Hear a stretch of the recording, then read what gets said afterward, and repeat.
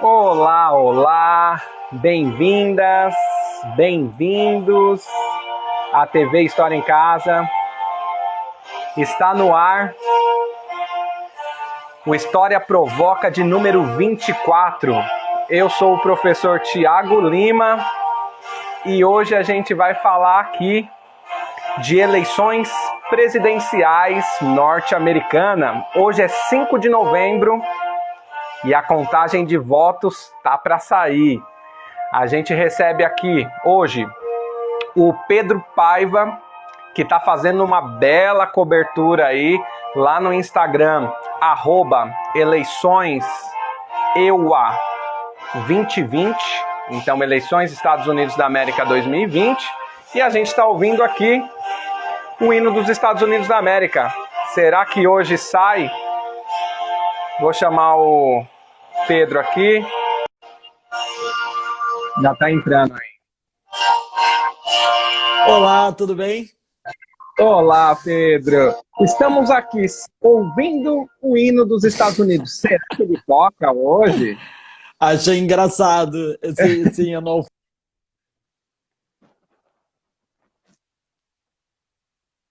Opa, travou aí. O Pedro ou travou eu? Quem estiver assistindo, nos avise aí. Onde que foi a travada? Mas eu acho que deve ter sido lá. A gente vai conversar aqui sobre como que está a apuração, sobre como que é o processo de eleições estadunidenses, que é um pouco diferente da gente aqui no Brasil. Olha lá, o Pedro está pedindo para entrar de novo aqui, vou aceitar novamente.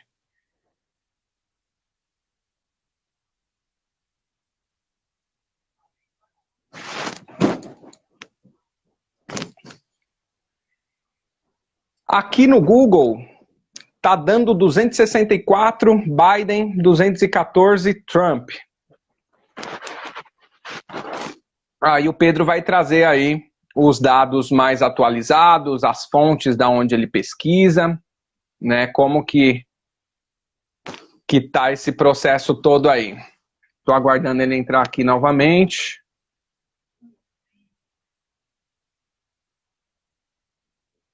Vamos lá.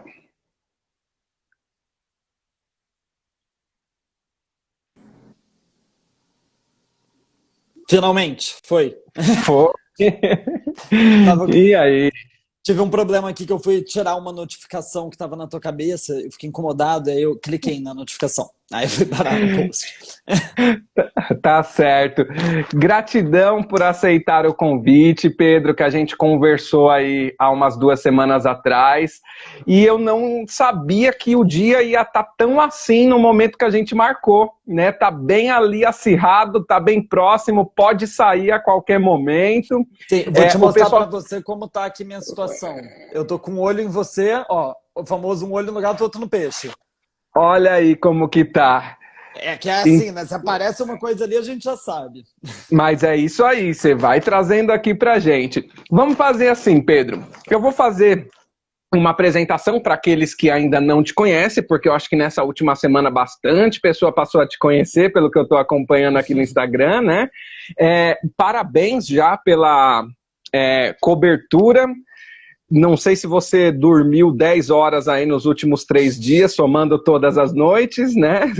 Fazendo a cobertura, talvez os sonhos sejam números, cálculos e tudo mais, mas eu vou fazer a apresentação, faço uma leitura, jogo para você e aí o pessoal vai participando com a gente aqui, a gente vai construindo esse momento junto, tá? Então vamos lá. Maravilha. O convidado de hoje do História Provoca é Pedro Paiva. Ele é formado em jornalismo, né? Então ele é jornalista, formado pela UFRJ. Ele é criador de conteúdos digitais aqui no Instagram e também gerencia redes sociais. Ele está falando lá do estado do Rio de Janeiro, né? Então, Pedro, eu vou trazer um pouco de história, você vai trazendo um pouco aí das suas pesquisas, a gente vai somando aqui e fazendo esse bate-papo. Eu trouxe aqui uma história para a gente começar de como que é decidido essas eleições, o período das eleições. Como que foi decidido fazer na primeira terça-feira de novembro, né? Que eu acho que é uma história que vale a gente trazer aqui e trazer também aí ao longo e também falar da de 2020. Vamos lá. O texto é assim, ó. Todos os anos bissextos, na terça-feira, a seguir a primeira segunda-feira de novembro, os americanos escolhem o seu presidente, aquele que irá exercer a chefia do Estado durante um mandato de 4 anos. E por que uma terça-feira? Essencialmente por razões históricas. Ao marcar-se o dia das eleições para a terça-feira seguinte, a primeira segunda-feira de novembro, evitava-se que o ato eleitoral coincidisse com o primeiro dia do mês, que antigamente estava reservado para procedimentos judiciais dentro dos condados. Novembro foi o mês escolhido devido às características dos Estados Unidos, que no século XIX era um país predominantemente agrário. E por essa razão, definiu-se que a votação ocorreria depois de se semear as culturas de inverno, mas antes que o tempo ficar muito mal para se poder viajar. Como a maioria culturas de verão, né? Ah, não, de as culturas de inverno, agora então no inverno. Semear, né? Para depois escolher. Sim. Exatamente. Aí definiu-se que a votação ocorreria depois de semear as culturas de inverno, mas antes de o tempo ficar muito, né, nevada para que se pudesse viajar.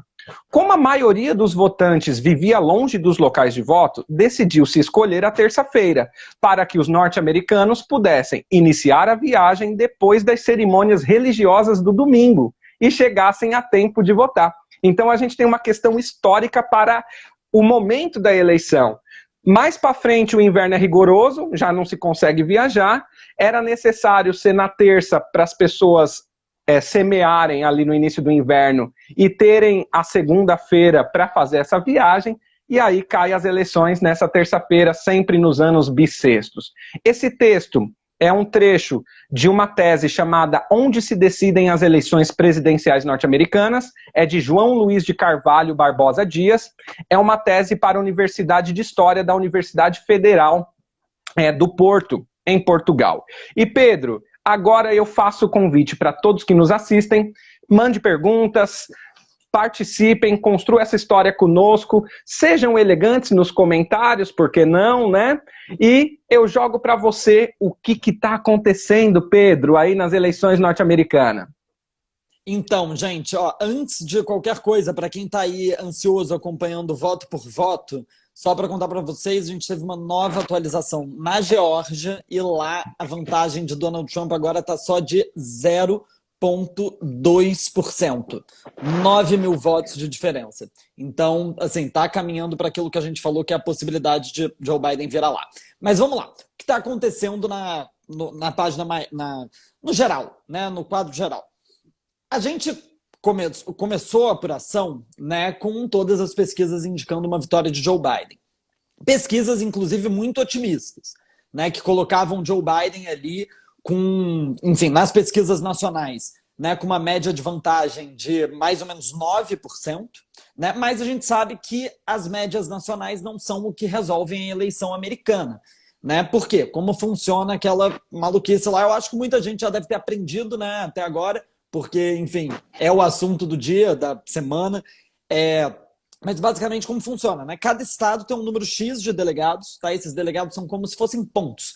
Né? E esses estados eles têm delegados mais ou menos a partir da sua população. A conta é o número de senadores que o estado tem, todos têm 2, mais o número de deputados, que é mais ou menos proporcional à população. E quem ganha no estado leva todos os delegados. Ou seja, é uma partida de war, que a gente precisa saber quem ganha qual território ali do war, né, para somar esse número mágico de 270 delegados. Por que 270? Porque quando você soma todos os números de delegados, dão 538. 270 é exatamente 50% mais um. Mas o que estava rolando nessa eleição? Né, quando começou a apuração, a gente já sabia quais eram os estados que a gente tinha que ficar de olho, né, os estados que têm de fato disputa. Por quê? Califórnia é o que mais tem delegado, 55, mas ninguém estava ligando para a Califórnia, nem tá. Por quê? Porque todo mundo sabe que o Biden ia vencer lá. Então não é a Califórnia que decide a eleição. Assim como não é em Utah, que é um estado super republicano, lá todo mundo já sabia que o Trump ia ganhar, não tinha chance para o Biden. Então, a gente começou, né, noite de apuração, ficando de olho nos estados-chave. E aí, quando começou a operação, quais eram eles? Né? Flórida, sempre um estado muito importante, Trump levou. Texas, um estado que é tradicionalmente republicano, mas nessa eleição podia virar, Trump levou. Ohio, que também é um estado, esses swing states que ora é democrata, ora é republicano, e que acerta o vencedor da eleição desde 1964, Trump levou. Iowa, que era um estado pequenininho, menos importante, mas que estava ali, Trump levou. Ou seja, a gente passou a noite da apuração com Donald Trump levando tudo, né? E na frente nos demais. E gerou uma sensação de, caramba, a eleição acabou. Né? Donald Trump, na verdade, mais uma vez, vai ir contrário a todas as pesquisas e vai ganhar. Mas eu falei, calma, gente. Por quê? Existe nessa eleição um negócio que chama miragem vermelha. E o que é esse negócio? A miragem vermelha, né, como eles chamam, é uma situação na qual a gente olha para o mapa eleitoral, parece que Trump está na frente em tudo. Por quê? Porque, como a gente sabe, lá não vota só presencialmente. Vota presencial, mas vota por correio, ou vota presencial antecipadamente, antes do dia da eleição. E aí o que acontece? Primeiro, os estados apuram, a maioria dos estados, né, apuram os votos presenciais. E aí, quando começa a apurar os votos presenciais, quem que tem vantagem neles? Donald Trump. Porque vocês lembram, né, o Trump ele ficou ali muito tempo criticando o método de voto por correio, falou que ia ser fraudulento, tá aí falando de fraude agora. Enfim, a base republicana não costuma votar por correio. A base democrata costuma já há muito tempo. Na última eleição, já 80% dos votos por correio eram votos em Hillary. Então, nessa eleição, isso se manteve. E aí, o que aconteceu no dia seguinte, né, de manhã? Aí a gente percebeu que não. Biden virou em Wisconsin, levou Wisconsin. Biden levou em Michigan. Aí, deixou de ser a situação de perdeu para a situação de agora tudo pode acontecer. Né? E a gente está num momento que é agora o que vai decidir a eleição. Carolina do Norte ainda não foi decidido para quem vai, mas é praticamente certo que vai para Trump. Nevada também ainda não, mas é grandes chances de que vá para Biden. A gente fica ali basicamente com 3 estados, né? Que tem Alasca ainda, mas Alasca vai para Trump, não está em disputa. A gente tem Arizona, Geórgia e Pensilvânia. Para Biden ganhar, ele precisa levar em um deles. Só um. Se ele levar na Pensilvânia, ele não precisa nem de Nevada, porque tem aquela coisa, Pensilvânia tem mais delegados, porque tem mais gente do que Nevada. Então, nessa conta, né, o Biden ele basicamente precisa ganhar em Nevada e mais um, ou nenhum e Pensilvânia. E aí o que a gente está vendo nesse momento é os nervos à flor da pele, né? Por quê? A gente está vendo a miragem vermelha se desfazer. Né? Então, mesmo quem está torcendo para Trump está tenso, porque está vendo a diferença do Trump cair nos estados-chave. Quem está pró-Biden está tenso, porque está vendo que tem pouco voto para apurar e Biden ainda não virou. E aí os 2 estados que a gente está aí, né, mais tenso acompanhando é a Geórgia, onde já se foi apurado 98% dos votos, 98%. E lá a gente está com Trump com 49,5%, Biden com 49,3%. 9 mil votos, gente. E é uma maluquice esse sistema, né? Porque é 9 mil votos que, se acabasse agora, o Trump ia levar todos os delegados do estado, mesmo tendo perdido só por 9 mil votos. Né? Ele poderia decidir a eleição com 9 mil votos. Mas, aqui, ao que tudo indica, Biden está crescendo. Não sabemos se ele vai crescer suficiente para virar. E tem a Pensilvânia, né, que também é outro estado. Esse é fundamental. Se Biden leva, ele ganha a eleição. Se Trump leva, ele não ganha ainda. Ele ainda precisa de mais coisas. Que está bem apertado, um pouco menos, mas os votos que estão para sair são votos de regiões do estado que são mais democratas. São Filadélfia, que é a maior cidade, é Pittsburgh, são os subúrbios da Filadélfia. Então, os democratas estão muito confiantes de que eles vão virar lá. E o que a gente está vendo de Donald Trump ficar questionando, né, como chama? Criticar enfim, a segurança a contagem dos votos. da Pensilvânia. Eu estava querendo usar uma palavra, qual é? a lisura do processo na Sim. Pensilvânia, ele criticar isso indica que ele também acha que vai perder a Pensilvânia. Então, ao que tudo indica, a maior chance agora é de uma vitória de Joe Biden, mas assim, gente, depois de 2016, eu só acredito quando acaba, né? Então, a gente tem que acompanhar aí o que vai acontecer. Tá, vamos lá. Então, vamos entender aqui alguns processos, né? Primeiramente, a gente tem que deixar aqui entendível que é bem complicado entender essa política norte-americana e como que se faz, né? Existem valores diferentes em relação a estados também, e, diferente do Brasil, as eleições elas não são diretas, são eleições indiretas, né? A população está votando para eleger delegados.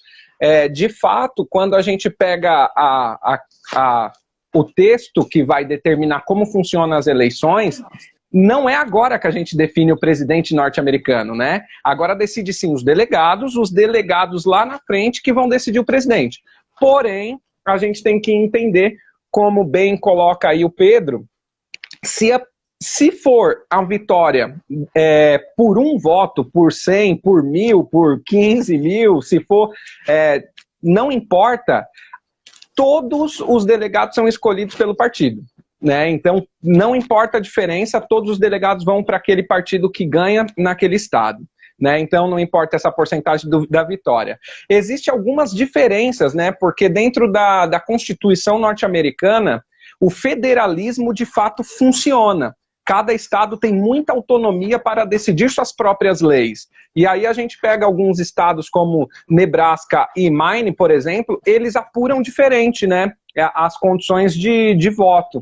Então a gente tem, diferente desse todo, são 2 delegados para quem vence no geral e 1 delegado para a vitória em cada distrito, né?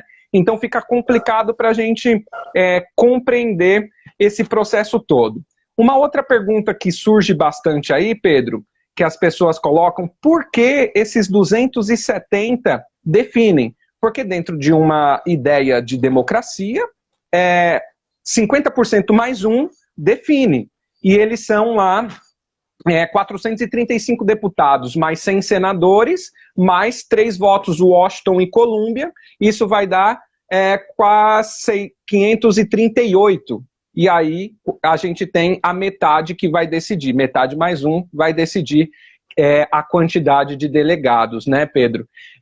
Vamos fazer assim, Pedro, vamos seguindo, e aí mais para frente, lá faltando uns 15, 20 minutos, eu pego as perguntas do pessoal aqui e coloco. Você disse aí, as margens estão muito apertadas, e nos Estados Unidos, em alguns pontos, a gente tem algumas questões perigosas, de acordo também com a pronúncia de Donald Trump, né? Porque muitos estados têm legalização da arma e a galera tá armada. E o Trump, dependendo da sua postura na internet, ele pode incitar uma violência e isso pode causar um caos norte-americano a partir do momento que, se fechar alguma coisa aí e o Biden sair vencedor e ele contestar, até porque depois gostaria que você falasse, existe essa possibilidade de se contestar e recontar votos, né, em algumas regiões, de acordo com a distância, né, da porcentagem, né, Pedro? Sim, vamos lá. Primeiro, essa questão da violência, né? Já antes da eleição, a gente imaginava que seria um momento de tensão, né? Vale lembrar que essa é a primeira eleição, né, da história que a Casa Branca acordou cercada. Todas as grandes cidades americanas acordaram com tapumes em vitrines, enfim, fachadas de prédio. Tapumes igual aqui no Rio de Janeiro, pelo menos a gente tem no Carnaval, sabe? Tampando tudo. A gente teve o Walmart, por exemplo, que parou de vender armas em alguns lugares específicos. O Walmart lá vende, né? Você compra pão, leite e fuzil. Então eles pararam de vender arma nesse momento, pelo menos. Mas a gente está vendo que a situação está muito tensa, né? Ontem a gente viu uma cena em Detroit, em Michigan. Detroit é a cidade que fez com que Michigan virasse azul, né? Detroit é o lugar do estado onde se vota democrata, é a maior cidade. Então a cidade sozinha consegue virar o estado. E lá a gente teve vários apoiadores de Donald Trump em frente a uma sessão de apuração de votos, forçando para entrar na sessão, né? Teve que ter intervenção ali da polícia. Em outros, e eles cantavam do lado de fora, não pare de contar, pare de contar. Em Phoenix, Arizona, que é um estado que Donald Trump tem a esperança de virar, a gente também teve centenas ali de apoiadores de Donald Trump armados em frente a uma sessão de apuração, gritando conte, conte, para que contassem os votos. Então, assim, é uma situação muito perigosa, né? Inclusive, a gente viu várias cenas de hostilização da mídia, e não é exatamente de uma mídia que Donald Trump não gosta, é da Fox News, né? Nos Estados Unidos, a gente tem uma rede de televisão específica, que é a Fox News, que ela é considerada um canal do Partido Republicano. É uma rede de televisão conservadora e que está sempre ao lado do Partido Republicano, é onde o presidente mais gosta de falar, mas como eles anunciaram uma vitória para Biden em Arizona, que está dando um caos, né? Tem gente que fala que Arizona já é do Biden, tem gente que fala que não, mas enfim, a Fox está falando que é. Eles começaram a atacar muito também os repórteres da Fox quando eles estão entrando ao vivo, então está uma situação ali de muita tensão. E voltando a dizer, né? Tem arma. Agora, a questão é, hoje, por exemplo, teve o Facebook, ele derrubou um grupo, esqueci qual é o nome, mas ele tem alguma coisa a ver com Save Our Election, uma coisa assim, que enfim, estava sendo impulsionado, era uma página, na verdade, estava sendo impulsionada, sabem que o crescimento dela não estava sendo orgânico, que era uma página que estava falando, que ela, em princípio, parecia uma coisa de vamos defender nossa democracia, vamos defender nossas eleições, não deixar que roubem nossas eleições, que é um discurso muito parecido com o que o presidente está falando, mas, ao mesmo tempo, a gente tinha ali vários comentários que estavam sendo incentivados sobre guerra civil, não vamos deixar, vamos pegar em armas, não vão, chegando em níveis assustadores, a ponto que o Facebook ele tentou primeiro fazer com que diminuir o tanto que essa página aparecia para as pessoas, né, a partir dos seus algoritmos, não funcionou, eles derrubaram a página, tiraram a página do ar. Está nesse nível. Né? Hoje o Twitter, por exemplo, ele não excluiu, né, os posts do presidente, mas ele colocou uma tarja em todos. Antes de você ler o tweet, você precisa ler aquela tarja e clicar em visualizar, na qual ele fala que esse comentário pode conter inverdades, desinformação sobre o processo eleitoral. Enfim, acho que a gente está nesse momento de tensão. Donald Trump já falou que vai pedir recontagem, está entrando com processo em diversos estados, né? Em Michigan, por exemplo, ele está entrando com processo. Em Wisconsin, ele tem... A vitória de Biden foi por menos de um ponto percentual, então ele tem direito à recontagem, né? Ele vai ter que pagar por essa recontagem, mas enfim, e é uma diferença de 20 mil votos. Então, assim, a última vez que fez recontagem, descobriram que, de fato, tinham 300 votos errados na eleição passada. Nessa eleição, assim, e esse é o recorde do Estado. Não tem muito, assim, onde caçar. Ninguém acredita que vão, de fato, achar 20 mil votos errados que vai virar o Wisconsin. E aí, só que, ao mesmo tempo, a gente tem, assim, um incentivo muito grande dessas teorias da conspiração que não estão vindo de hoje. Elas estão vindo de muito tempo. Né? Teorias da conspiração das mais malucas possíveis. A parte da fraude na eleição é a mais tranquila. A gente tinha aí teorias da conspiração de que Biden fazia tráfico de crianças. Era algo que está crescendo nos Estados Unidos, vários apoiadores de Donald Trump defendiam isso, enfim. Mas a gente tem, e não estou falando que todo defensor de Donald Trump acredita nisso, tá, gente? Estou falando, assim, de uma parcela radicalizada da base do presidente, até porque a gente sabe que o presidente teve 69 milhões de votos, né? Não é todo mundo que defende essas coisas. Mas existe ali um incentivo por parte do presidente com esses grupos. Então, a gente vai demorar para saber. Né? Na Pensilvânia agora, o presidente fala, se contar só os votos legais, eu venço. Não pode contar os votos ilegais. Mas a lei do Estado permite que votos por correio que cheguem até amanhã sejam contados. A questão é, isso foi inclusive para a Suprema Corte, e a Suprema Corte falou, sim, pode contar os votos. E lá eles fizeram o quê? Exatamente para evitar esse problema todo. Eles separaram todos esses votos que não chegaram até terça-feira, eles separaram, eles só vão ser contados se depois. Ou seja, se agora a gente virar, a gente vê uma virada na Pensilvânia, né, Joe Biden passar na frente de Trump, esses votos não vão ser, quer dizer, eles vão ser apurados, mas serve para justificar, ó, não foi isso aqui que garantiu a vitória, já estava ganho.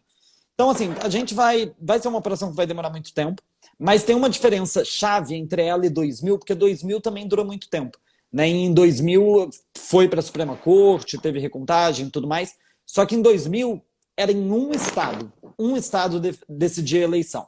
Se Biden vence em Arizona, vence em Nevada, vence na Pensilvânia, não existe um estado que decide a eleição.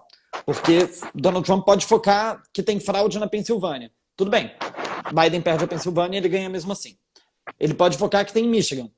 Perde Michigan, ganha mesmo assim. Ele tem que focar em mais de um estado. E aí, na opinião pública americana, e isso, enfim, a maioria dos analistas falam, vai criar uma imagem de que, caramba, não tem fraude em mais de um estado.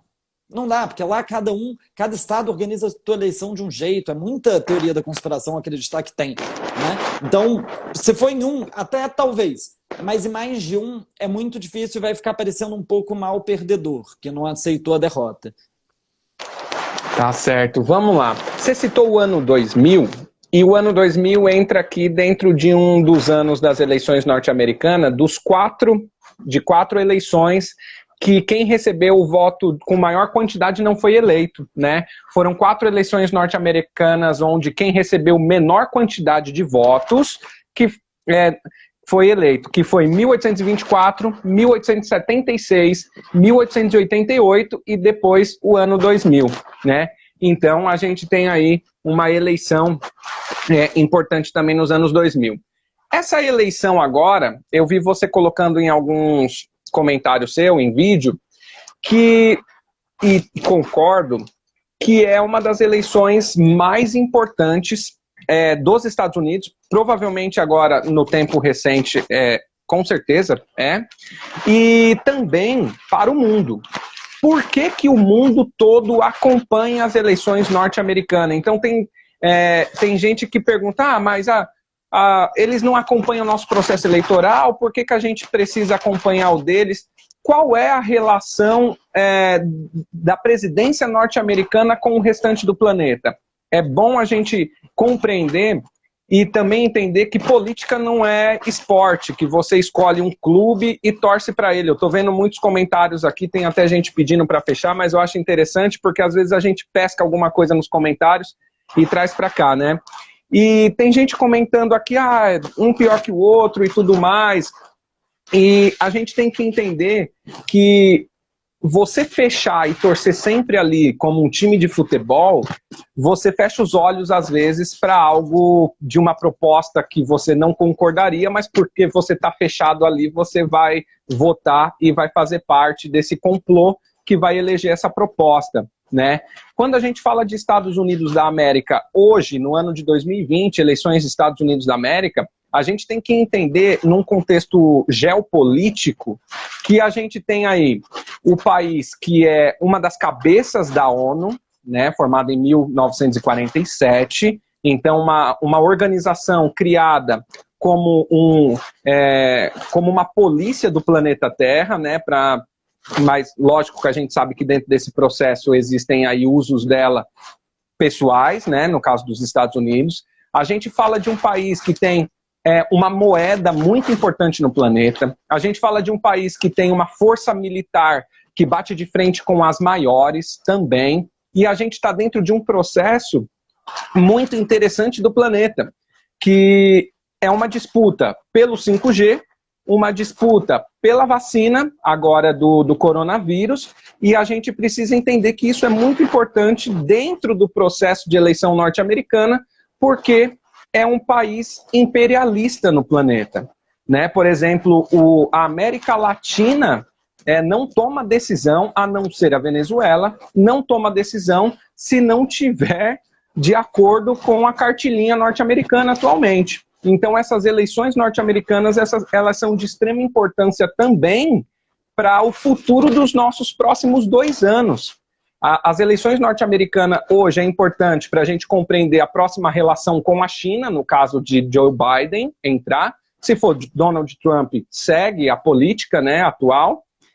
E aqui no Brasil também, se for o Biden, muda muito a política nacional, né? Então a gente vai entender que daqui a 2 anos a gente vai precisar observar como que vai ser os próximos 2 anos de governo Bolsonaro se for Joe Biden presidente norte-americano.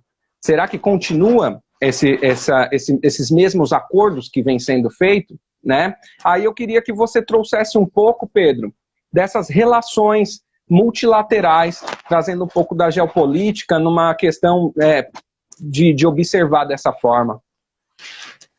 Olha, eu acho que muita coisa vai mudar. E essa frase que você falou, né? Eles não prestam atenção na nossa eleição, por que a gente vai prestar atenção na deles? Gente, é simples, né? Porque eles são a maior economia do mundo, a gente não. Então, assim, a eleição deles influencia muito mais no mundo da nossa vida do que a nossa influencia no mundo na vida deles. Faz parte da divisão aí do mundo de poder, de influência política e econômica que os Estados Unidos têm em relação ao Brasil. Isso é simples, fato. E é isso, tudo que acontece lá tem muita relação com o que acontece aqui, né? Uma eleição de Joe Biden, ela vai mudar muito a forma com que os Estados Unidos se relacionam com o mundo, né? Na verdade, Donald Trump, ele quebrou muitas tradições, né? Ele, de fato, é um presidente muito diferente, né, do que qualquer um que o país já teve. E aí, muito diferente de todo e qualquer presidente que o Partido Republicano já teve, né? Eu não estou falando de, enfim, comparação ao Obama, estou falando de comparação ao Bush, comparação ao Reagan, ao Nixon, enfim. Ele é um presidente muito diferente. E uma das questões, né, ali, que era uma crítica muito grande de Biden, é que Donald Trump resolveu se afastar de acordos multilaterais e fazer acordos bilaterais com países, né? Sair de alguns acordos, por exemplo, ontem, né, se eu não me engano, formalizou, não sei se foi ontem ou hoje, mas formalizou a saída do Acordo de Paris, e o Biden falou imediatamente que assim que ele tomar posse, os Estados Unidos voltam para o Acordo de Paris. Então, acho que os democratas criticam muito que Trump se afastou dos seus aliados e abriu mão, assim, de ser o líder deles, né? Assim como se afasta cada vez mais, enfim, da OTAN, se afasta, não toma um papel de liderança, por exemplo, durante a crise do coronavírus, né? Ficou batendo na OMS ao invés de dirigir o processo, né? Que é um papel que os Estados Unidos certamente poderia cumprir, né, visto o fato de que, de novo, são a maior economia do mundo. E, principalmente, também a gente hoje tem, num governo Donald Trump, a China se tornou quase a nova União Soviética, né? Se criou um clima de tensão ali, quase uma guerra civil com a China, que não existia antes, né? Que eu não acho que vai voltar aos patamares anteriores, até porque as tensões Estados Unidos e China são tensões que vão existir por motivos óbvios, né? Os dois estão disputando a hegemonia do mundo, então isso vai existir. Mas como isso vai se dar, a gente talvez tenha ali, se dê de forma diferente com o governo Biden. Nas relações com o Brasil, aí eu acho que a gente tem 2 questões, né? Uma objetiva e uma subjetiva. Começando na subjetiva. Quando o Donald Trump, ele, querendo ou não, é uma figura a qual Jair Bolsonaro se espelha. E não só Jair Bolsonaro, né? Existe toda uma direita ultraconservadora mundial que se espelha muito em Donald Trump, né? A gente tem Boris Johnson, a gente tem presidente da Hungria, da Turquia, da Ucrânia. É um grupo ali, enfim, de políticos que seguem um pouco essa mesma linha, né? E uma derrota de Trump, querendo ou não, em algum lugar, uma derrota dessa linha política no país mais importante do mundo, podemos dizer assim, né? E uma derrota daquele no qual eles se espelham. Querendo ou não, Donald Trump é presidente dos Estados Unidos, logo ele tem um papel mais importante, né? E é engraçado que é isso, né? É um grupo que critica o globalismo, mas é uma direita conservadora global, né? Ela funciona, opera, tem mesmas visões a nível mundial, né? Então, tem essa derrota subjetiva.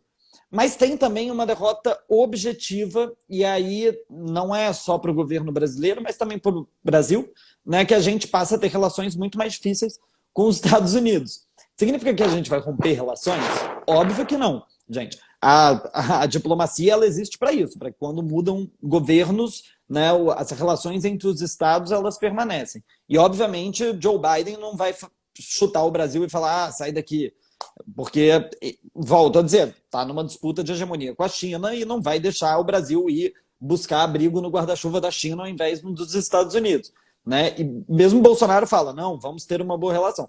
A questão é, Jair Bolsonaro falou, não, vou ter boa relação mesmo sendo com Biden, mas um dia antes falou, estou torcendo para o Trump. Então, assim, é uma coisa meio chata, né? Geralmente, chefes de Estado não falam que estão torcendo para alguém na eleição do presidente dos Estados Unidos, exatamente para não criar uma indisposição, né? Uma indisposição prévia do presidente eleito. Então a gente vai ter isso. E a gente sabe também que Joe Biden já fez comentários, né? Ele falou da Amazônia, por exemplo, né? Falou que, enfim, a Amazônia, o Brasil tem que cuidar disso, né? Tem que cuidar das queimadas, senão o Brasil tem que ter restrições. Eu, sinceramente, nem acho isso algo ruim, né? Até porque, de fato, a gente tem que dar um jeito nisso, né? As queimadas estão aí disparando.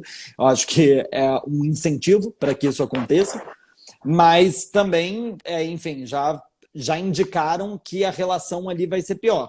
Né? O assessor para a América Latina de Joe Biden comentou que ele fez um tweet no qual ele falava, se Brasil e outros países do mundo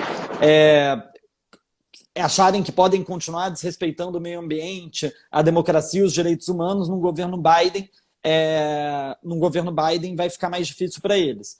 Assim, eu acho até um pouco engraçado, porque essa coisa de respeitar a democracia e direitos humanos não é exatamente uma grande tradição americana, né? Mas, enfim, deu ali uma alfinetada e a gente sabe que a eleição do Biden pode sim fazer com que os Estados Unidos dê uma escanteadinha no Brasil e tenha relação melhor, talvez, com outros países da América Latina, como a Argentina.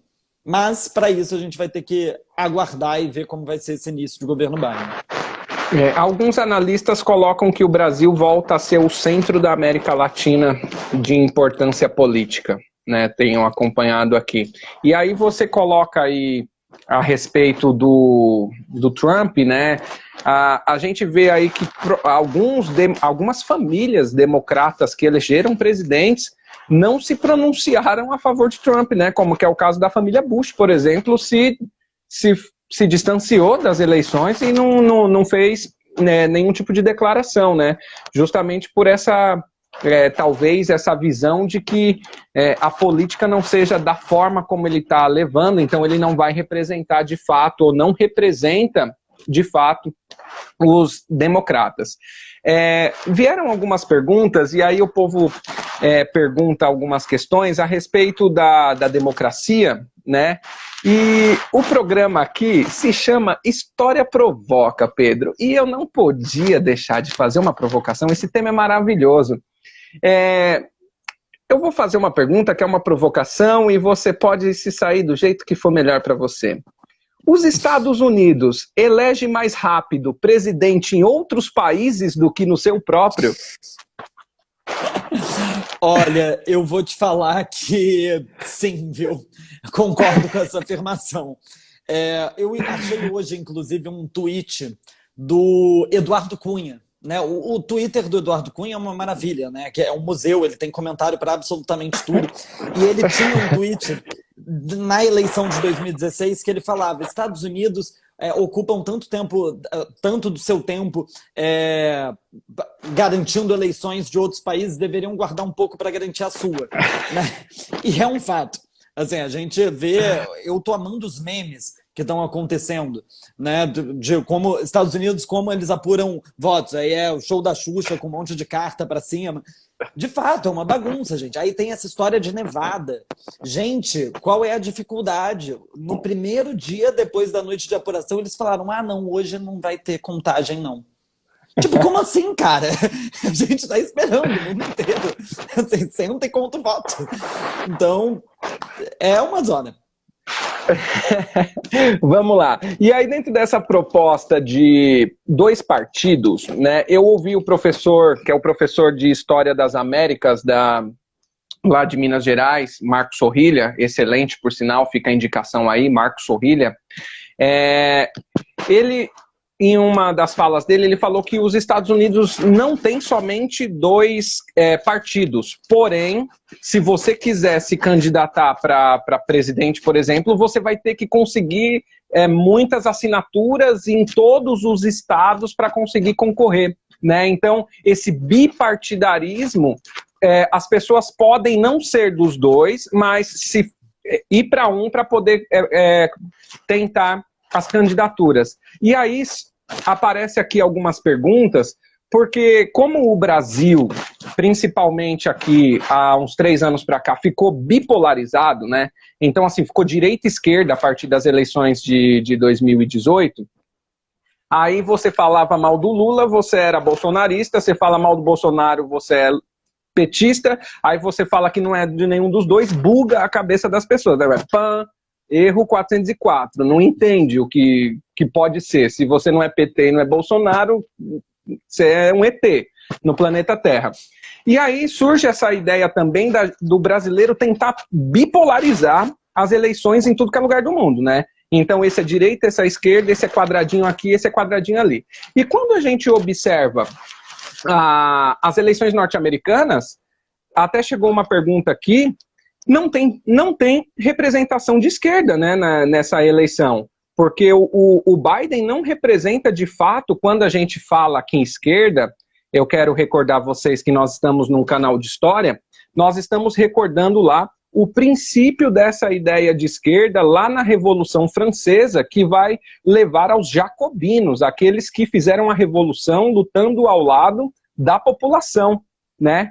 E aí eu estou tentando achar a pergunta aqui, que fala, onde que fica essa esquerda lá, Pedro, nos Estados Unidos? Onde que ela está? Então, você está certíssimo quando você fala que nos dois grandes partidos, pelo menos nesse ticket, né, nessa eleição, a gente não tem representação de esquerda, gente. Eu acho muito engraçado nessa eleição que o Donald Trump ele ficou cunhando uma imagem de que Joe Biden é socialista. Assim, mas, gente, se tem uma pessoa que não é socialista no mundo, é Joe Biden. Assim, Joe Biden é o típico político de centro-americano que no Brasil a gente veria como político de direita, né? A gente veria Joe Biden aqui no Brasil como um PSDB, né? Joe Biden tá ali no espectro do PSDB. Ele não está no espectro do PT, do PSOL. Eu vejo muita gente comparando, falando Biden é a Dilma dos Estados Unidos. Gente, assim, não, definitivamente não, bem longe disso. Mas o que acontece, né, nos partidos americanos? Eu sou da teoria que o Partido Republicano, fazendo uma comparação com o Brasil, ele começa no PMDB e vai até o Aliança pelo Brasil, Partido Republicano. O Partido Democrata, ele começa no PMDB também e vai ali até o PSOL. Ou seja, você tem coisas mais à esquerda dentro do Partido Democrata, mas que são muito minoritárias, e você tem coisas mais de direita dentro do Partido Republicano que também são muito minoritárias. Né? Donald Trump faz parte dessa coisa mais à direita do Partido Republicano, mas o partido em si não representa isso. Né? São dois grandes partidos ali de um centrão político, inclusive que dialogam muito entre si. Né? A gente não tem... Às vezes, claro, esse governo polarizou muito a relação dos partidos, mas na história dos Estados Unidos, eles várias vezes votaram juntos, fizeram projetos juntos, enfim, não tem lá grandes diferenças. Coisinhas pontuais, como, por exemplo, pautas morais, né, como a questão do aborto, legalização da maconha, ok, isso aí talvez eles tenham diferença. Né? E assim, não é nem todos, tá? Tem republicano, por exemplo, que defende. Agora, nas grandes questões, pautas econômicas, não que eu estou falando que as outras não são grandes questões, tá, gente? Foi péssima minha colocação. Mas nas questões macro do país, tá? Questões econômicas, eles são muito parecidos, tá? Ambos os partidos, não são tão diferentes assim. Mas essa eleição polarizou muito essa situação. Mas como a pergunta foi de onde fica a esquerda nisso, a gente teve as prévias do Partido Democrata, né, no início do ano. Começou no ano passado, né, e finalizou esse ano. na qual a gente teve uma grande disputa no Partido Democrata entre a ala chamada moderada, que é a ala de Joe Biden, que é essa mais ao centro, né, do Partido Democrata, mais ali pertinho dos republicanos, e a ala de Bernie Sanders, que é considerado a ala progressista do Partido Democrata. Bernie Sanders, por exemplo, ele sim, ele é uma pessoa que se intitula socialista. Mas quando você pergunta qual é o exemplo de país socialista do mundo, ele fala que é a Dinamarca. Então, também não é exatamente o que a gente entende enquanto socialismo. Está mais para uma social-democracia, né? Mas, enfim, essa ala progressista do Partido Republicano, do Partido Democrata, ela cresceu muito, muito nos últimos anos, né? Durante o governo Trump, inclusive. A gente teve a eleição ali da Alexandria Ocasio-Cortez, que é uma deputada muito famosa, que foi capa da Time, muito jovem, de família latina. A gente teve a Ilhan Omar, que o Trump sempre fala dela, que é uma deputada muçulmana de Minnesota, que nasceu na Somália e é naturalizada americana, mudou para os Estados Unidos quando criança. Essas figuras, elas fazem com que a ala progressista do Partido Democrata cresça muito. Existe, né, um discurso, inclusive, dentro ali entre os trumpistas, de que o Joe Biden ele pode até não ser socialista, mas ele é um cavalo de Troia para o socialismo nos Estados Unidos, que ele estaria abrindo as portas para esse grupo. Mas assim, aí a gente tem que avaliar o que é socialista. Se para você a Globo e a Folha de São Paulo são socialistas, aí talvez o Biden seja socialista mesmo. Mas se a gente está aqui em parâmetros da realidade, onde concordamos que a Globo e a Folha de São Paulo não são socialistas, aí eu acho que você não precisa entender o Biden enquanto socialista. Eu estou nesse Vamos lá. grupo. Pessoal, vou lembrar novamente que a gente está num canal de história. Quando a gente fala de socialismo, a gente fala de socialismo real. Então, para compreender que de fato é socialismo de sair falando as coisas aí, uma indicação de leitura. É uma leitura obrigatória, gostando ou não gostando, eu sempre digo para os estudantes. Para criticar, você tem que conhecer muito. Né? A crítica não é uma coisa que você faz, tal coisa. Não, você tem que conhecer o que você está criticando, tem que ter defesa a sua tese. A leitura obrigatória para entender o que é o processo do socialismo é o Manifesto do Partido Comunista de Marx e Engels. Esse é o livro obrigatório de leitura para compreensão, para início de discussão do que é um socialismo e depois compreender o que é Vladimir Lenin na Revolução Russa de 1917, certo? Então, esses são os parâmetros que a gente traz para conseguir conversar o que é socialismo, né? Aí depois a gente pode estender o diálogo. Qualquer pessoa representante ali na política norte-americana hoje está muito distante desses preceitos que esses dois livros, ou que esses três personagens, Marx, Engels e Lenin, pode trazer para a gente do que é o socialismo, tá? Então, agora eu vou trazer algumas perguntas rapidinho aqui, que o povo tá desesperado, Pedro, igual você tava aí, ó. O pessoal tá... quando que sai quando que a gente tem? Qual é a previsão para finalizar a contagem? Por exemplo, Geórgia. Tá, vamos lá, gente. Geórgia, o chefe da apuração lá falou que talvez a gente tenha mais resultados hoje, não é certo que a gente consiga já, ele inclusive falou isso antes desse novo resultado que eu falei aqui na hora que a gente entrou. Então pode ser que esse tenha sido o resultado que ele tinha falado, que ia adicionar, não sabemos se vai entrar mais por agora, mas ele falou que não necessariamente a gente vai ter uma resposta tão cedo. Na Pensilvânia, a chefe da apuração ela tinha falado que era possível a gente ter uma resposta hoje sobre quem venceu o estado. Possível. Eu, escutando isso, não tendo a achar que seja muito possível. Mas se sair um resultado da Pensilvânia, inclusive ela estava fazendo um ao vivo agora, apareceu ao vivo, né? Vou mostrar aqui que eu tô com um olho na NBC e um olho aqui na live.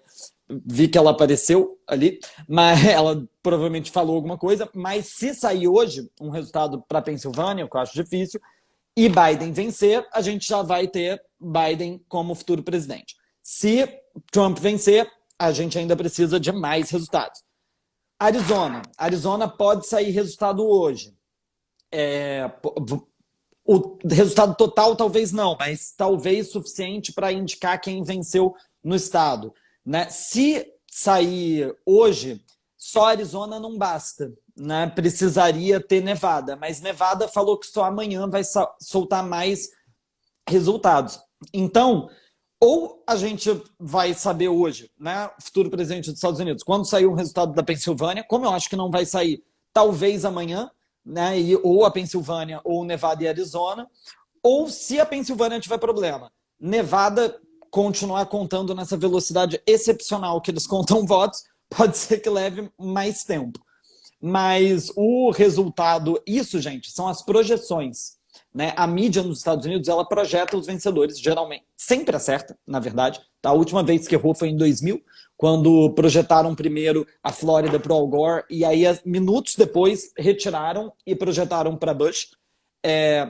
Mas, enfim, o resultado que a gente tem lá são as projeções da mídia a partir de cálculos, tá, gente? Não é assim, acho que foi dele. Eles calculam tudo direito, probabilidade, quantos votos faltam, em que região foi, qual é a chance de ser um voto para outro. E aí, a partir disso, a gente tem um candidato que é considerado eleito. Mas o resultado oficial, ele demora para sair. A gente vai ter isso aí só no fim do mês, porque cada estado tem a sua data. A data limite para eles é o início de dezembro, eu não lembro o dia exato, que é quando os delegados votam. Então, oficial tem lá. Mas, como a gente sabe, a gente provavelmente vai primeiro ter um presidente eleito, né, projetado. Ele provavelmente, né, deve ser Joe Biden, pelo que está acontecendo agora.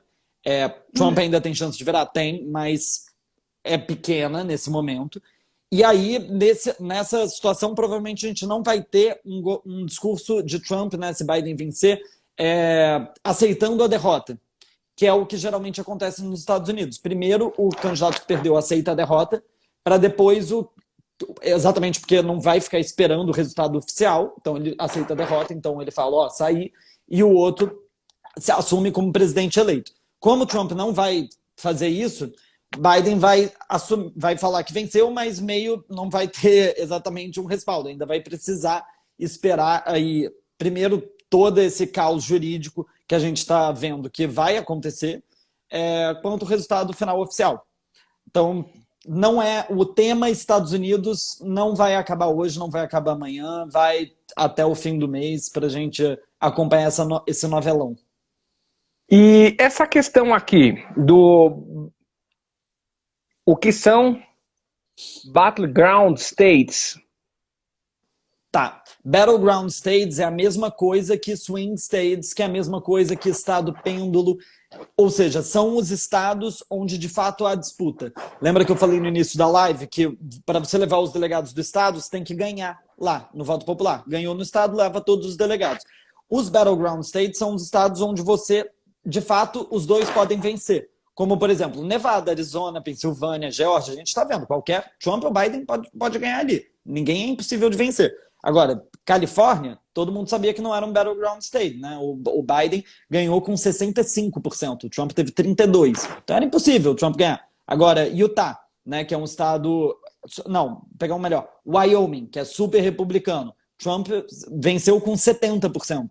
O Biden teve 26%. Ou seja, todo mundo sabia que o Trump ia ganhar ali. Então, battleground states são os estados que de fato decidem a eleição.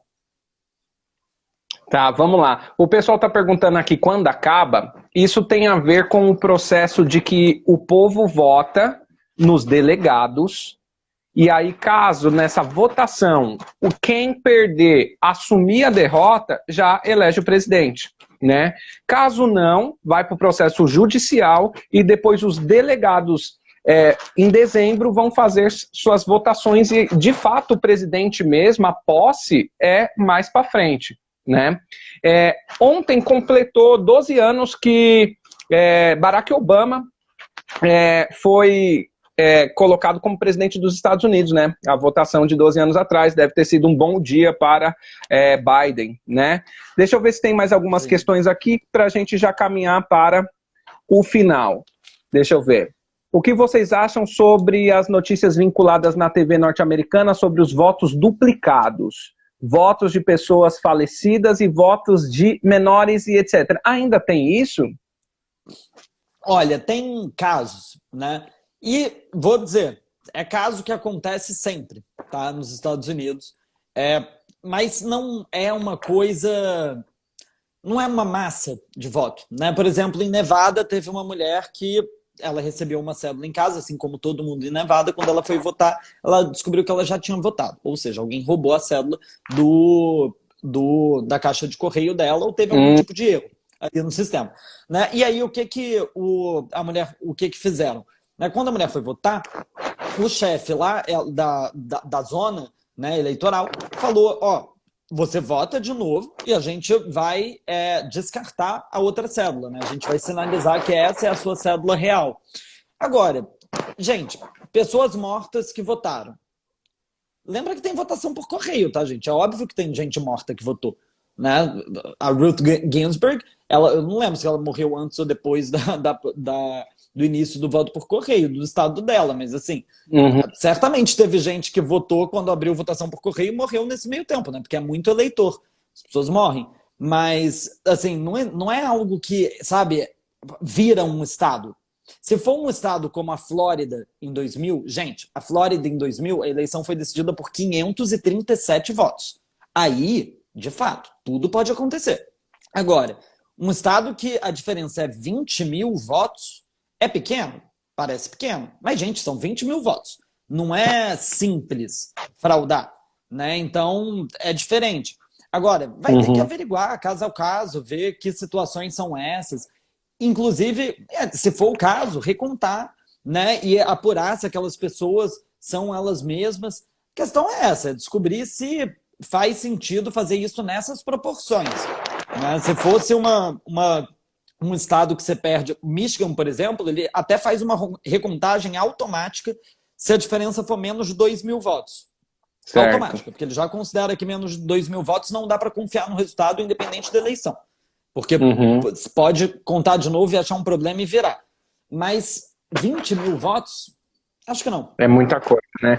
Vamos lá. Aqui o Iago já fez uma pergunta que a gente já falou aqui. Então, no caso, quem tem vitória leva todos os delegados. Se eu tiver errado, Pedro, me corrija.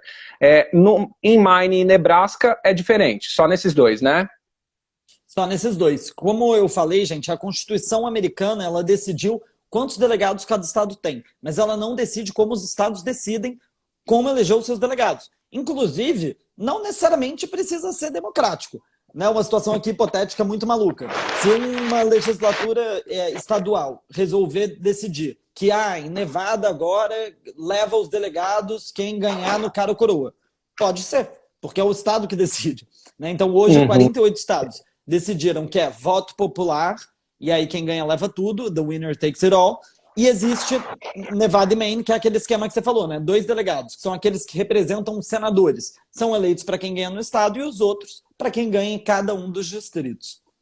Certo. Pedro, lá no início, quando a gente lê a Constituição, e aí eu queria perguntar se é algo que ainda acontece hoje, existe diferença de pessoas, né? Por exemplo, um escravo, a Constituição não coloca como escravo, mas um escravo, né, ele vale 3/5 de uma pessoa branca. Ainda existe essa diferença de peso do voto, uma democracia que o seu voto tem mais peso que o meu? Olha, essa lei, inclusive, ela é bem bizarra, né? Que era uma lei criada para quê? Para favorecer os estados escravocratas, né, os estados do sul. Então, eles tratavam cada pessoa escravizada como 1/3 de ser humano, olha, 1/3 não, como 3/5 de um ser humano, olha o absurdo, para contar para eleição para o censo, né, do estado, logo, quantidade de deputados que cada um tem, consequentemente, quantidade de delegados. Mas hoje ainda existe essa diferenciação de peso de voto, mas de outra forma. Vamos pensar aqui 2 estados. A Califórnia é o estado mais populoso do país. Lá, a gente tem quase 40 milhões de pessoas. Na Califórnia, você tem 55 delegados. Se a gente fizer uma conta aí rápida, cada delegado representa mais ou menos 700 mil pessoas da Califórnia. Agora, em Wyoming, que é aquele estado que eu falei, muito republicano, que tem só 500 mil habitantes, mais ou menos, lá eles têm o mínimo de delegados, que é 3, né? Que são os 2 senadores e um deputado que todo estado tem. E aí, se você divide 500 mil por 3, cada delegado em Wyoming representa 180 mil pessoas. Ou seja, o voto em Wyoming, ele teoricamente vale muito mais do que um voto na Califórnia, né? Inclusive voto para deputado.